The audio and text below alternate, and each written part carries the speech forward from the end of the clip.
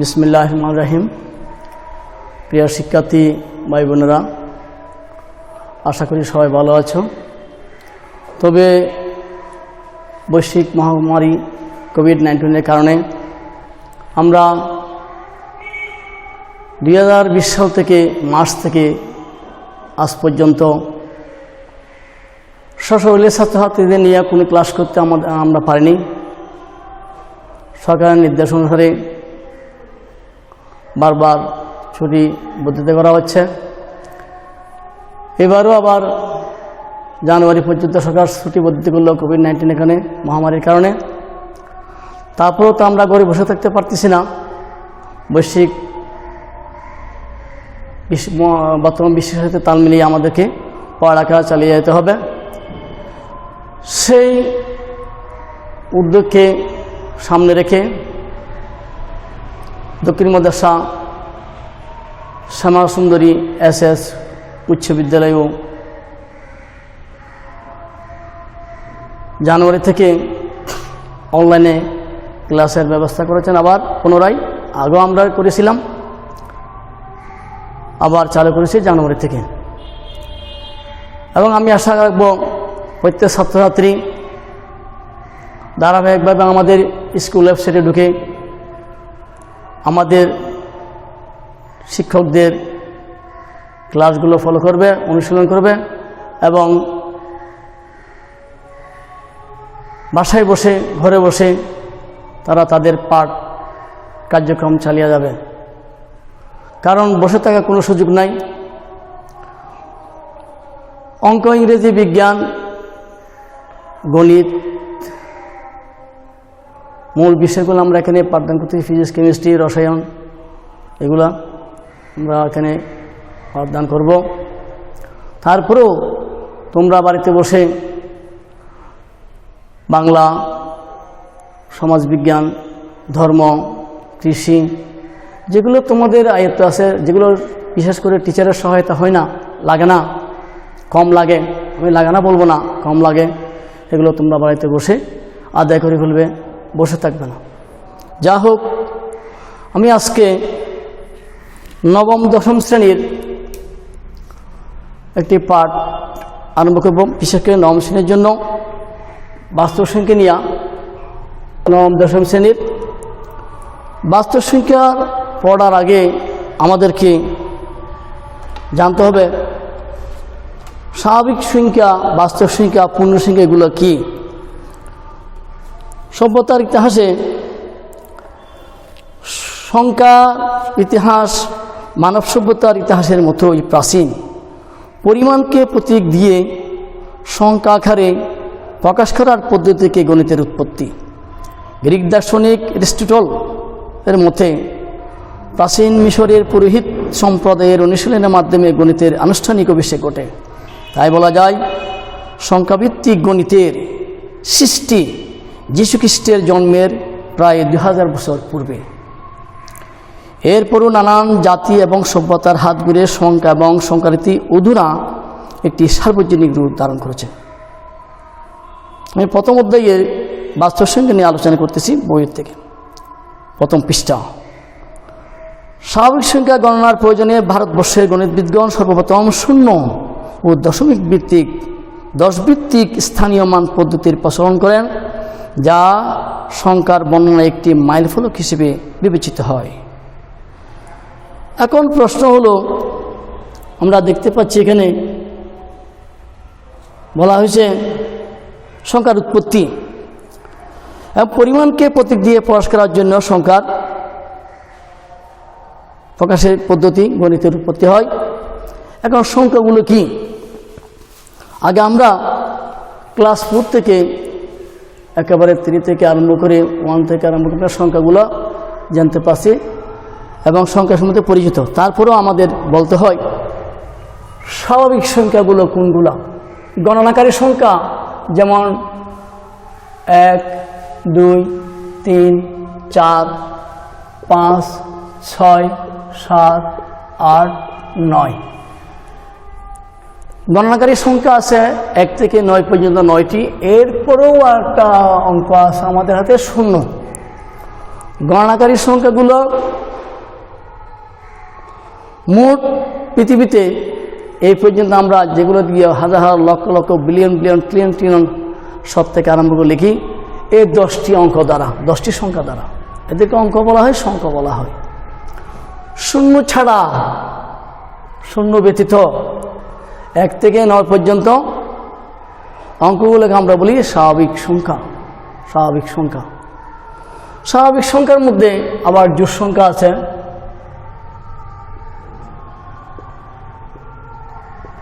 জোড় সংখ্যা কোনগুলা?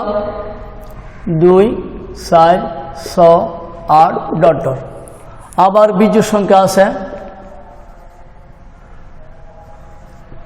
বিজোড় সংখ্যা হলো তোমার কি 1, 3, 5, 7 ডট ডট। জোড় সংখ্যা, বিজোড় সংখ্যা। স্বাভাবিক সংখ্যা হলো শূন্য ছাড়া 1 থেকে 9 পর্যন্ত, এগুলো আমরা স্বাভাবিক সংখ্যা বলতেছি মোট অঙ্কর হিসেবে। এছাড়াও এর গুণিতকগুলো স্বাভাবিক সংখ্যা হিসেবে কাজ করবে, এবং স্বাভাবিক ধনাত্মক জোড় সংখ্যা এবং স্বাভাবিক ধনাত্মক বিজোড় সংখ্যা। এর মধ্যে বাস্তব সংখ্যার শ্রেণী বিন্যাসের মধ্যে আমাদের হাতে আছে, আমাদের পড়তে হয়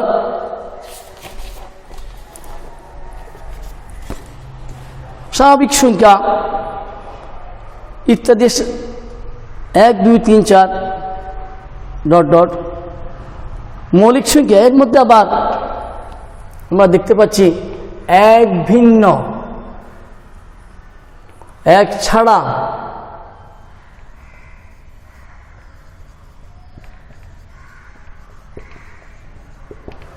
1 ছাড়া 2, 3, 5, 7 ইত্যাদি মৌলিক সংখ্যা। আবার যৌগিক সংখ্যা আছে।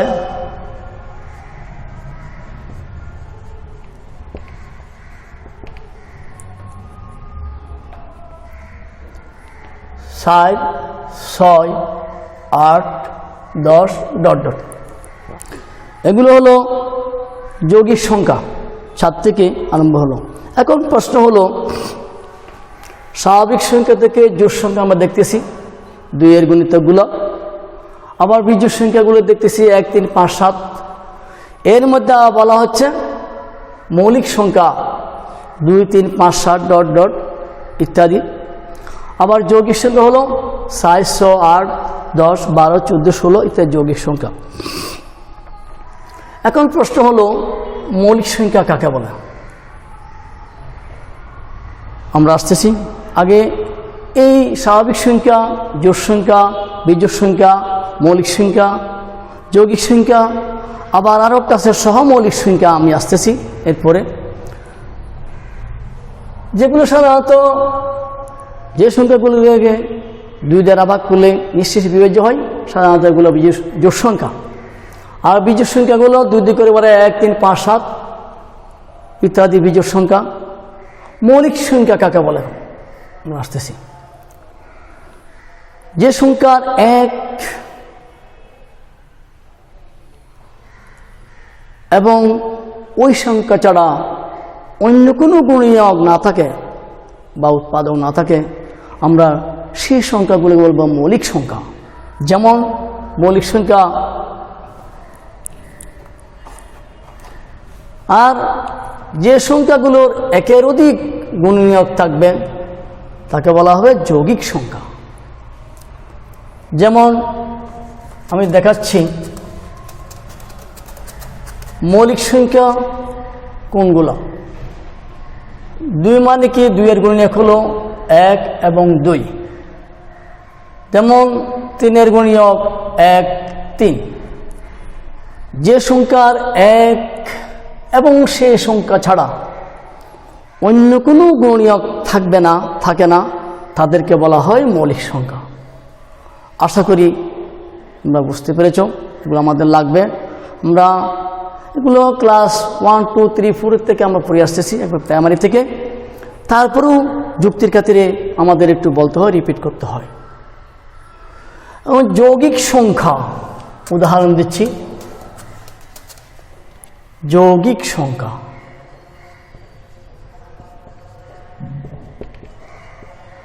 আমি লিখেছিলাম 4 একটি যৌগিক সংখ্যা, যেমন 4 গুণিতক 1 আছে, 2 আছে, 2 আছে, 2 আছে এবং 4ও আছে, 1 2 4।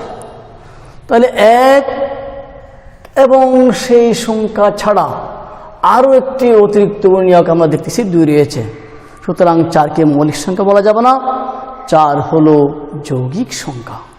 যে সংখ্যার 1 এবং সে সংখ্যা ছাড়া, 1 এবং সে সংখ্যা ছাড়া আরও একের অধিক গুণিতক বিদ্যমান থাকবে তাদেরকে বলা হয় যৌগিক সংখ্যা। আশা করি সবাই বুঝতে পেরেছ। এখন আমরা আসব সহমৌলিক সংখ্যা।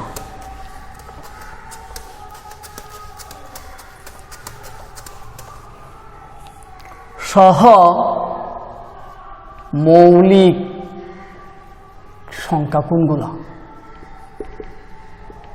সহমৌলিক সংখ্যা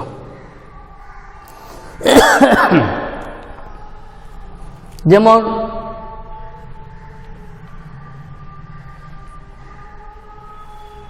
সহমৌলিক সংখ্যা কাকে বলে? আগে সংখ্যাটা আমি বলি।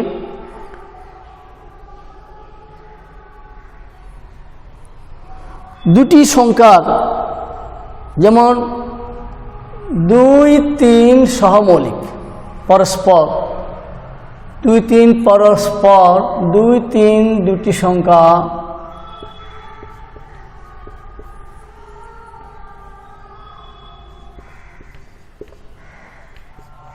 পরস্পর সহমৌলিক বলবো। কেন সহমৌলিক বলতেছি? সহমৌলিক সংখ্যা হলো দুটি স্বাভাবিক সংখ্যা, 2 3 স্বাভাবিক সংখ্যা আমরা স্বাভাবিক সংখ্যা থেকে নিয়েছিলাম।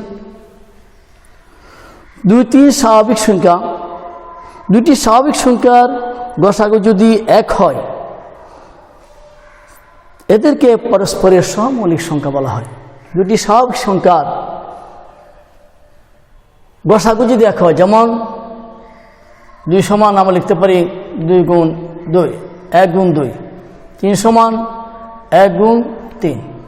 তা আমরা দেখতে পাচ্ছি সুতরাং 2 3 গসাগু হলো 1। দুটি সংখ্যার পরস্পর সহমৌলিক হবে, সহমৌলিক বলা যাবে যদি তাদের গসাগু 1 হয়। গসাগু হলো শুধু কমনটা। যেহেতু 2 3 গসাগু 1, আমরা বলতে পারি 2 3 পরস্পর সহমৌলিক সংখ্যা। মনে হচ্ছে এ পর্যন্ত সহমৌলিক সংখ্যা বলিতে 2 3 সহমৌলিক সংখ্যা, যেমন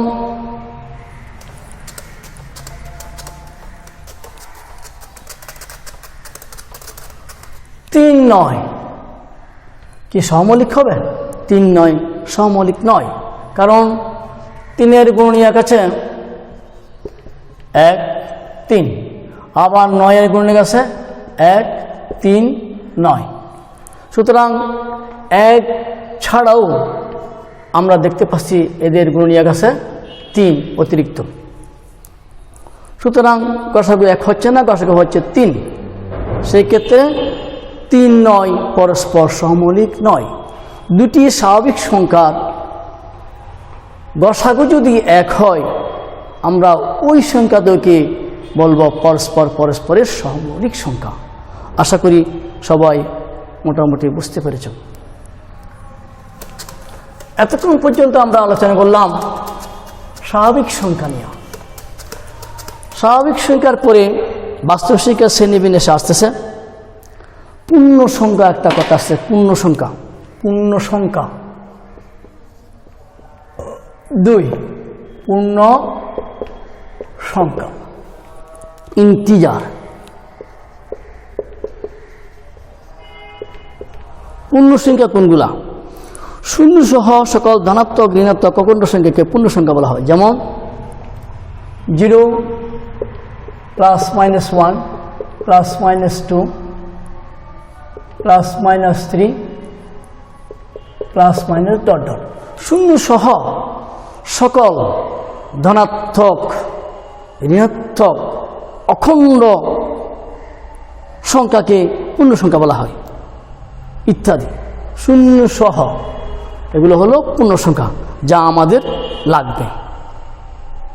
পৃথকভাবে আমরা লিখতে পারি আলাদাভাবে 0, 1, 2, 3 ডট ডট -1, -2, -3 ডট ডট। পৃথকভাবে যে আমরা লিখি, একসাথে না লিখি। এগুলো হলো পূর্ণ সংখ্যা, শূন্য সহ সকল ধনাত্মক এবং ঋণাত্মক অখণ্ড সংখ্যাকে আমরা পূর্ণ সংখ্যা বলব, পূর্ণ সংখ্যা বলা হয়। পূর্ণ সংখ্যা পরে আসতেছে আমাদের লাগবে ভগ্নাংশ। ভগ্নাংশ সংখ্যা কোনগুলা? পূর্ণ সংখ্যা। তাহলে শূন্য সহ সকল ধনাত্মক এবং ঋণাত্মক সংখ্যাকে বলা হয় পূর্ণ সংখ্যা, অখণ্ড।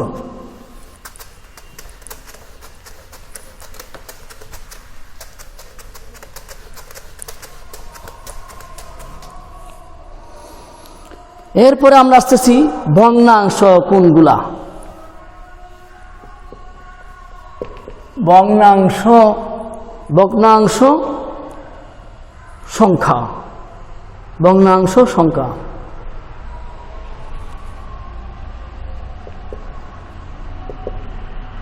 কোনগুলা? Fractional number, FRACTIONAL fractional number, NUMBER fractional number কোনগুলা? P/Q আকারের সংখ্যাকে বলা হয় ভগ্নাংশ বা সংখ্যার ভগ্নাংশ। P/Q আকারের সংখ্যা, P/Q আকারের সংখ্যাকে বলা হয় ভগ্নাংশ। P/Q আকারের সংখ্যা ভগ্নাংশ, যেখানে Q not equal to 0, Q not equal to 1 সত্য। P/Q আকারের সংখ্যাকে বলা হয় ভগ্নাংশ, যেখানে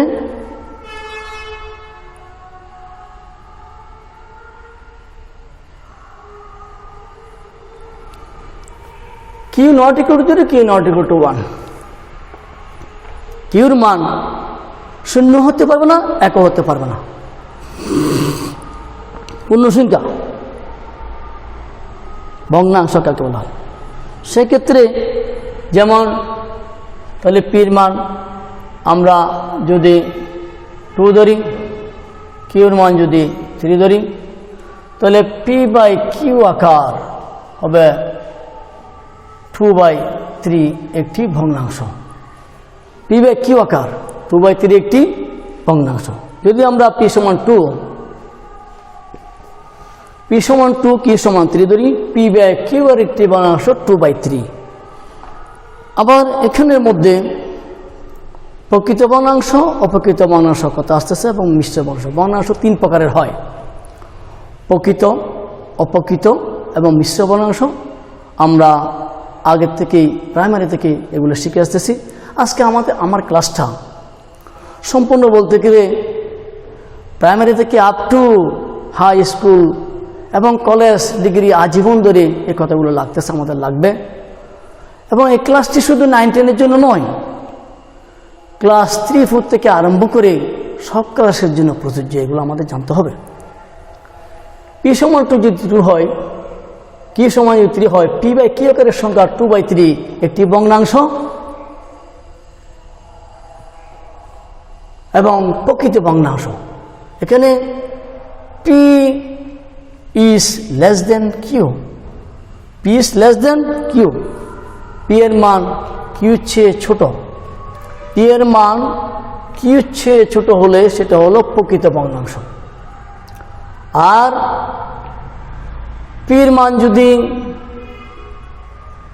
P সমান যদি 3 হতো, Q সমান যদি 2 হতো, সেক্ষেত্রে P/Q আকারের ভগ্নাংশটি হতো তোমার 3/2, যেখানে P is greater than Q, P is greater than Q হলে হয় অপ্রকৃত, এটা হলো প্রকৃত, প্রকৃত ভগ্নাংশ আর অপ্রকৃত ভগ্নাংশ, অপ্রকৃত ভগ্নাংশ, প্রকৃত ভগ্নাংশ, অপ্রকৃত ভগ্নাংশ। তাহলে আমি আবার প্রথম থেকে একটু আলোচনা করতেছি। পি বাই কিউ আকারের সংখ্যাকে বলা হয় ভগ্নাংশ, যেখানে Q not equal to 0, Q not equal to 1, কিউর মান 1 হতে পারবে না, 0 হতে পারবে না। কিউর মান 1 0 না হওয়া মানে পি হলো লব, কি হলো হর, হরের মান 0 এবং 1 হতে পারে না ভগ্নাংশের ক্ষেত্রে। তাহলে ভগ্নাংশ গঠিত হয়, পি বাই কিউ আকারের সংখ্যাকে বলা হয় ভগ্নাংশ, Q not equal to 0, Q not equal to 1। লবের মান হরের মানের চেয়ে ছোট হলে প্রকৃত ভগ্নাংশ, আর লবের মান হরের মানের চেয়ে বড় হলে তাকে বলা হয় প্রকৃত ভগ্নাংশ। অপ্রকৃত ভগ্নাংশ আবার মিশ্র ভগ্নাংশ বলা যায়। মিশ্র ভগ্নাংশ কোনটা আমি দেখাচ্ছি সেটা।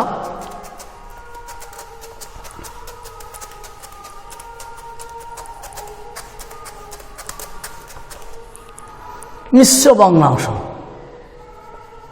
মিশ্র ভগ্নাংশ কোনগুলো? যেমন আমরা এখানে অপ্রকৃত ভগ্নাংশ পেয়েছিলাম 3/2।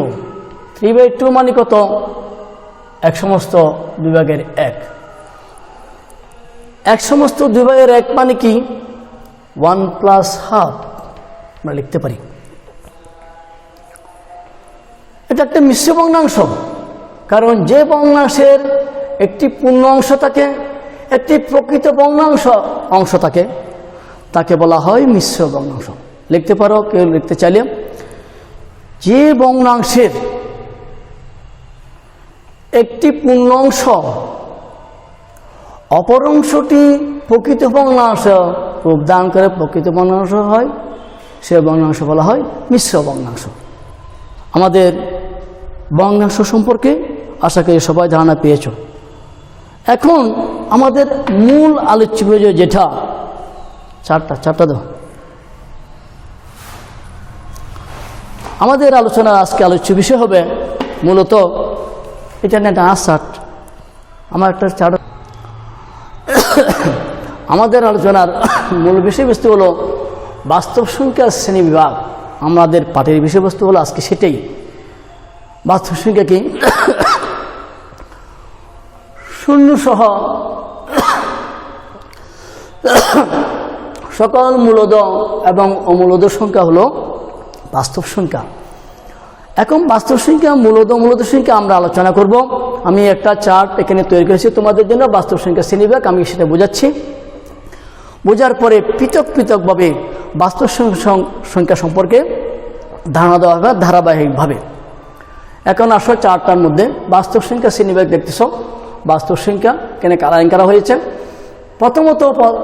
প্রধানত প্রথমে 2 ভাগে ভাগ করা হয়েছে, মূলদ সংখ্যা এবং অমূলদ সংখ্যা।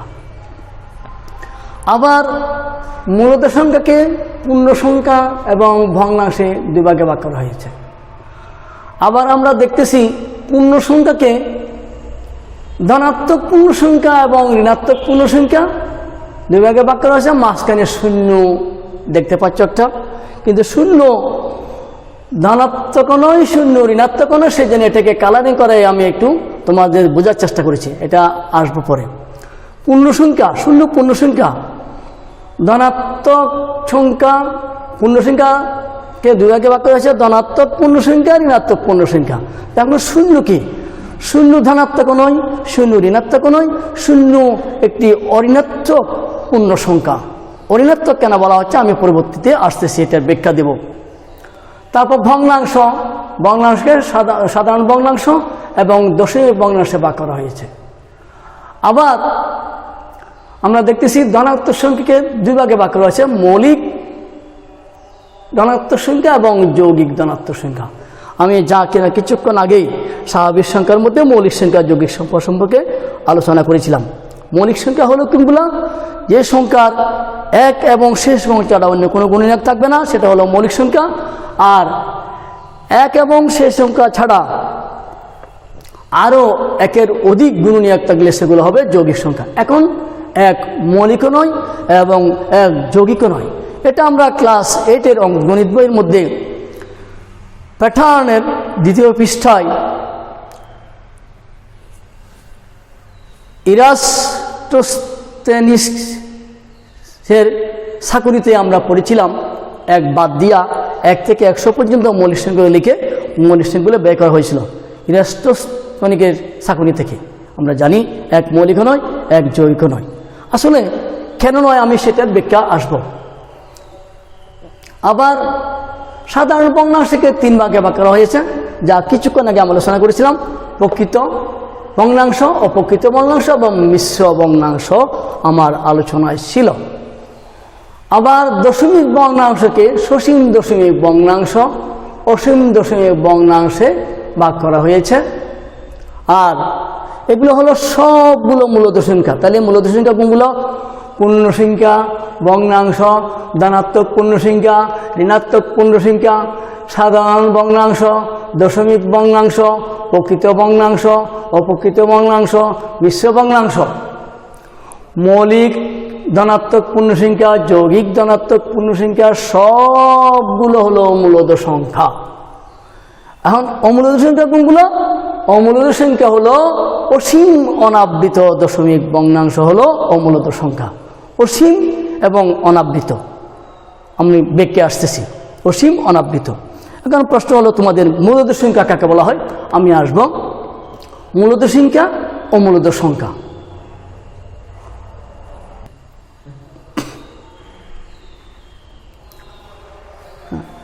এখন আমি আসতেছি মূলত সংখ্যা কাকে বলা হয়। রেশিওনাল নাম্বার লিখতে পারো, কেউ লিখলে পি বাই কিউ এর কোনো সংখ্যাকে মূলত সংখ্যা বলা হয়, যেখানে P Q belongs to Z এবং কিউ নট ইকুয়াল টু 0। মূলত সংখ্যার ক্ষেত্রে কিউ এর মান 0 হতে পারবে না, 1 হতে পারবে। মজার বিষয়, মূলত সংখ্যা ভগ্নাংশের মধ্যে একটি জটিল এবং ভেরি স্ট্যান্ডার্ড পার্থক্য। পি বাই কিউ আকারের সংখ্যা ছিল ভগ্নাংশ, পি বাই কিউ আকারের সংখ্যা মূলত সংখ্যা। পার্থক্য হলো শুধুমাত্র মূলত সংখ্যার ক্ষেত্রে কিউর মান 0 হতে পারবে না, কিউর মান 1 হতে পারবে। ভগ্নাংশের ক্ষেত্রে হরের মান 1 হতে পারে নাই, 0 হতে পারে নাই। মূলত সংখ্যার ক্ষেত্রে শুধু হরের মানে 0 হতে পারবে না, 1 হতে পারবে। যেমন আমরা একে লিখেছি দেখতেছ 3কে লেখা হয়েছে এভাবে 3/1 সমান 3, 3/1 সমান 3। কারণ কিউর মান আমি যখন 3/1 লিখছি তখন এটা হলো কিউর মান আর এটা হলো পি এর মান। পি বাই কিউ আকারের সংখ্যা মূলত সংখ্যা। সত্য হলো হরের মান মূলত সংখ্যার ক্ষেত্রে 1 হতে পারবে, ভগ্নাংশের ক্ষেত্রে 1 হতে পারবে না। যদি মূলত সংখ্যার ক্ষেত্রে ভগ্নাংশের ক্ষেত্রে 1 হতে পারে তো পূর্ণ সংখ্যাগুলো ভগ্নাংশ হয়ে যেত। কথা বুঝাতে পারছি? তাহলে ভগ্নাংশ এবং মূলত সংখ্যার মধ্যে মূলত পার্থক্য হলো হরের মান নিয়া। ভগ্নাংশের ক্ষেত্রে হরের মান 0 এবং 1 হতে পারে, মূলত সংখ্যার ক্ষেত্রে 1 হতে পারে না। ভগ্নাংশের ক্ষেত্রে হরের মান 0 এবং 1 হতে পারে না। মূলত সংখ্যার ক্ষেত্রে হরের মান 1 হতে পারে কিন্তু 0 হওয়া যায় না। এটা হলো ভগ্নাংশ এবং মূলত সংখ্যার মধ্যে মূল পার্থক্য। এগুলো আমাদের ভালো করে বুঝতে হবে, তাহলে বিষয়বস্তুটা ভালো করে বোঝা যাবে। আরও মূলত সংখ্যার সংখ্যা দেওয়া যায় 0 সকল স্বাভাবিক সংখ্যা ভগ্নাংশ মূলত সংখ্যা।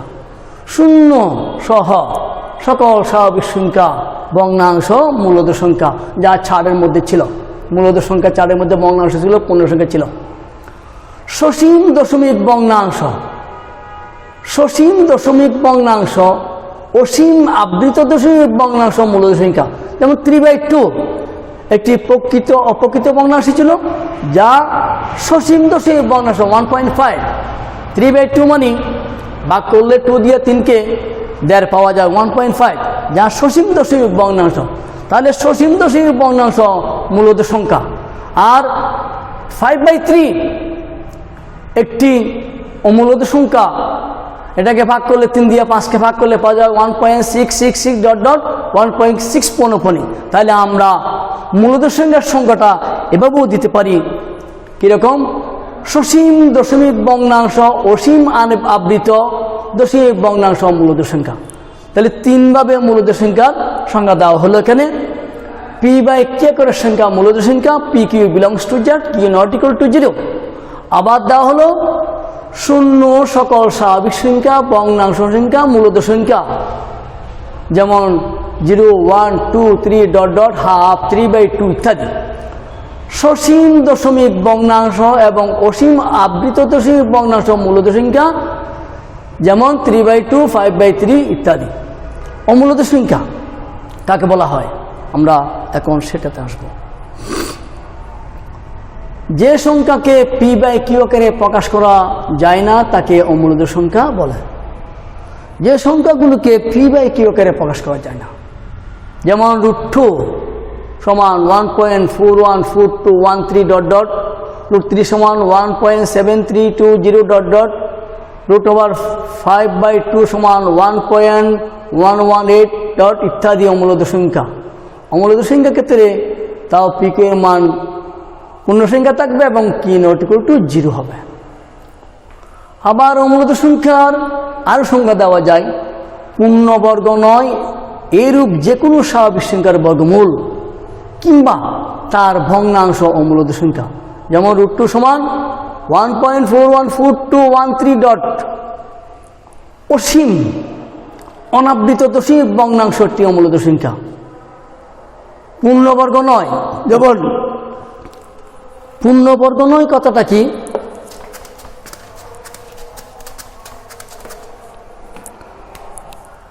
2, 3,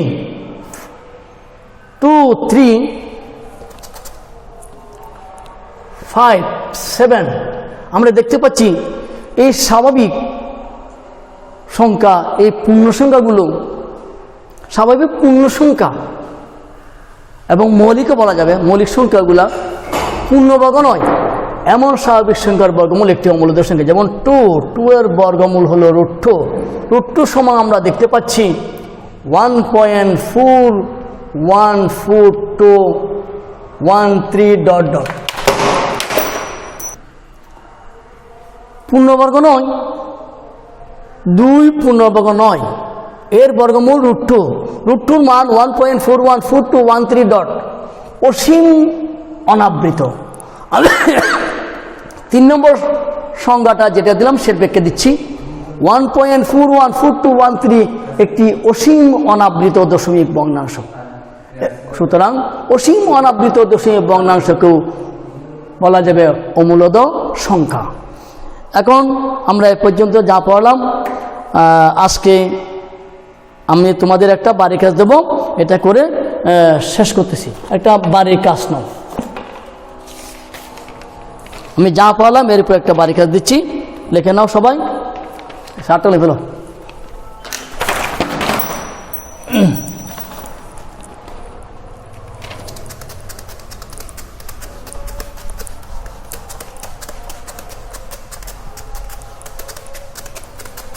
কম ফরত দেন। প্রশ্নটা লেখো সবাই। 0, 1.12 অক্টোবর 25 72 ও 64/8 সংখ্যাগুলো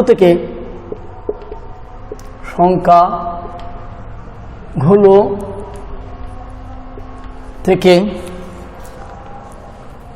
কোনটি মূলদ অমূলদ অমূলদ উ মৌলিক সংখ্যা বের করো যুক্তি সহকারে।